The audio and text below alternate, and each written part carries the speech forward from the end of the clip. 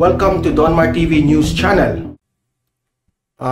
Pag-usapan natin itong sumabog na balita tungkol kay Aura, no? Kilala itong si Aura na artista na sinuportahan, no? Sinuportahan ito ni Vice Ganda. Kaya well-known na artista ito, kilala sa buong bansa. Kaya nga may nangyari kay Aura. Ano ang nangyari? Sa loob ng isang bar, merong mga konting mga nangyaring mga, alam nyo na, no? Katuwaan sa loob ng bar. Ngunit humantong ito sa pangit na ending na lumabas sa bar at nagrambulan, no? Merong nagaganap na fighting scene. So, alam naman natin na kapag artista ka, no, at merong mga mangyaring mga kagaya nito, pag-usapan ka kaagad sa social media. Maging viral kaagad. So, ito yung topic natin. Maraming mga tanong kung sino ba ang may kasalanan dito. Kasalanan ba sa mga kontra ni Aura during that time sa loob ng bar? O si Aura ba ang may kasalanan dito? Yan ang maraming tanong. At nag-react rin ang mga LGBT community, no? Tungkol sa the way nila inaresto itong si Aura. Merong ilang mga netizens na tama lang yung ginawa ng pulis para maiwasan yung gulo dahil lahat ng tao ay berserk na, lahat ay intense na, lahat. Pati yung pulis nagiging intense rin, kaya si Aura ganun ang pagkakadakip, no? At nakita yung video, hindi nila nagustuhan yung sitwasyon doon sa nangyari ni Aura, no? The way raw inaresto. So, nag-react ang LGBT community and that is normal sa kanilang side na kakampihan ang kanilang kasamahan sa LGBT community, no? At itong si Vice Ganda naman ay wala pang masyadong balita kung ito ba ay tutulungan si Aura. Wala ngang balita na ito ay bumisita sa kulungan during that time.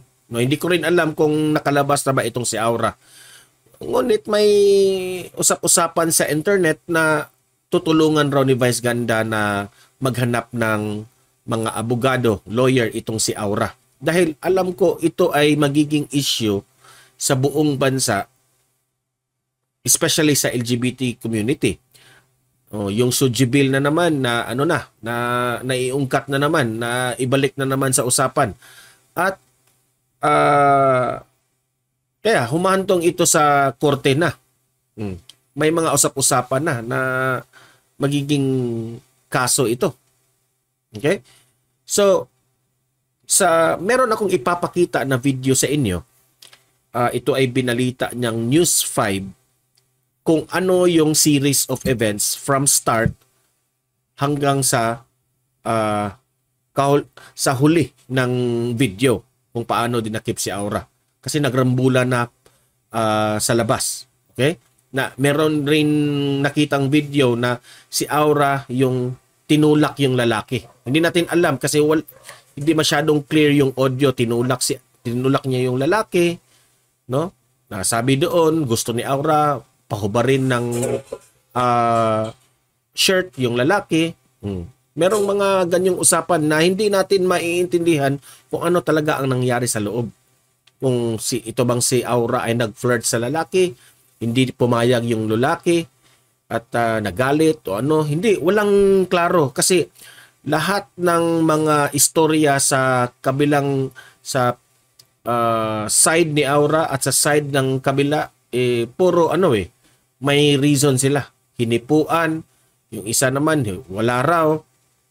Si Aura raw yung unang tumulak, nagiging agresibo at hindi natin alam kung ito ba ay nakainom lahat dahil bar ito. O lasing ba itong, may lasing bang sa mga characters na ito? Lasing ba si Aura? Marami tayong question dito. Okay? So, papanoorin natin ang video, mag-react tayo dito, kayo nang humusga sa video. Okay? Pero bago ang lahat, bago ko yan ipapakita, help me na i-like at i-share itong video natin sa Facebook at sa YouTube para kakalat ang ganitong balita natin. Okay? Na mga update ng ating kasalukuyang mga personality sa Pilipinas, mga artista at politiko. Okay? So, sabay-sabay tayong mag-like and share sa Facebook at YouTube. 1, 2, 3, go! Thank you. And subscribe na rin sa Donmar TV sa Facebook at sa YouTube para lagi kayong updated sa mga pangyayari sa Pilipinas. Okay? So, sabay-sabay tayong mag-follow and subscribe sa YouTube at Facebook. 1, 2, 3, go. Okay, thank you. So, ipapakita ko sa inyo itong balita na ito para maintindihan ninyo ang series of events. Okay? Ito ay sa News 5.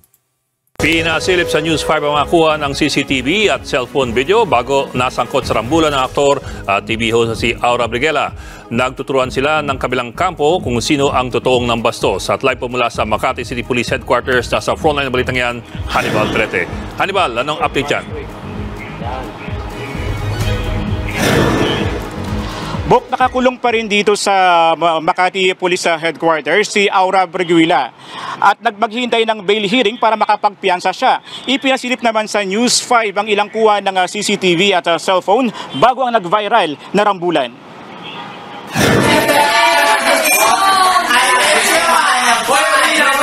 Sa eksklusibong cellphone video na nakuha ng News 5, makikitang kinakantsawan ng grupo ni TV host actor Aura Briguela ang grupo ng isang alias Mark.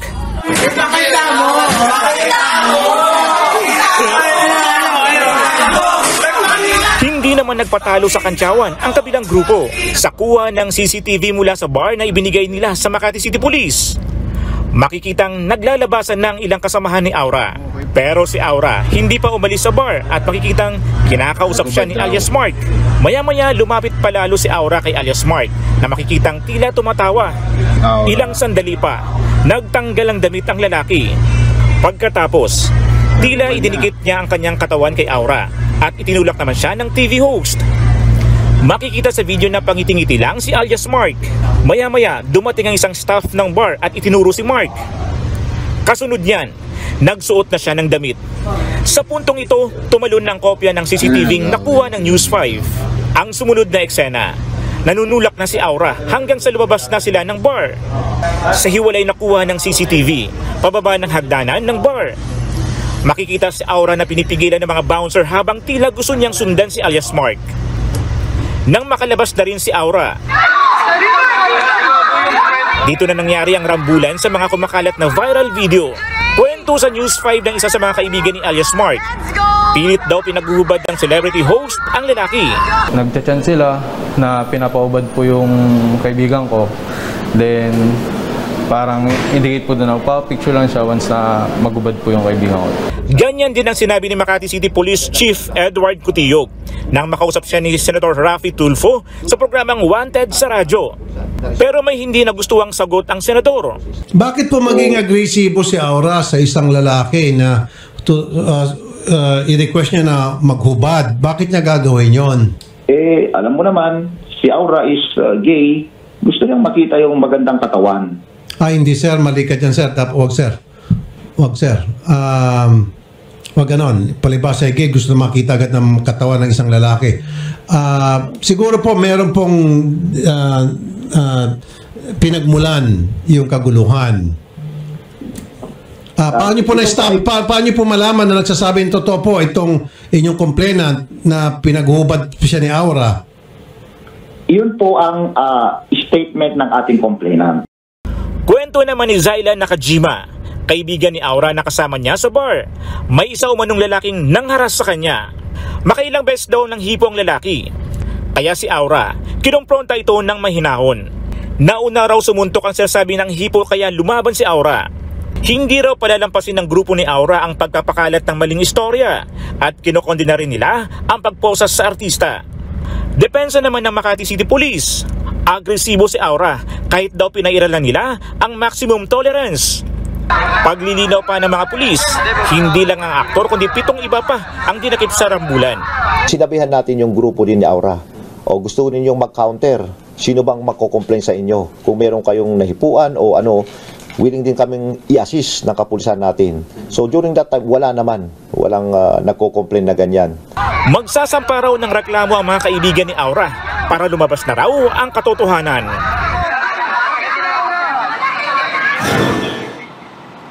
Okay, so yan ang buong istorya niya. No? Sa huli ng video, nakita nyo si Aura na yung dinakip ng mga pulis. Ngayon, start tayo sa una. I think itong pangyayari na ito, no? Nag-start ito sa biruan. The way I look at the video, una, nagbiruan ito. No? Alam niyo naman, sa normal yan sa bar sa loob na may bago kayong kakilala. I don't think also if kakilala na ito ng grupo ni Aura. No? Sa tingin ko, siguro, doon lang sila nagkakilala itong grupo ng mga kalalakihan. Siguro may nangyaring mga may lumabas rin na balita na yung mga kalalakihan rin gusto magpa-picture kay Aura. Yun ang mga lumabas na istorya na hindi natin alam. At ito namang si Aura siguro, no? Sabi ng mga nagko-comment nagbigay raw ito ng kondisyon. Bago ka makapa-picture, pakita ng maganda mong katawan. Parang mga ganun, yung mga comment. So, pero sa akin, pwede ring mali yan na kung anong talaga. No? Pwedeng kilala nila, magkakilala na ito sa bar, dati na, no? Yan, wala pang klaro yan. Puro pa ito analysis ang ating ginagawa. Ngunit, I will start as nag-start ito sa biruan.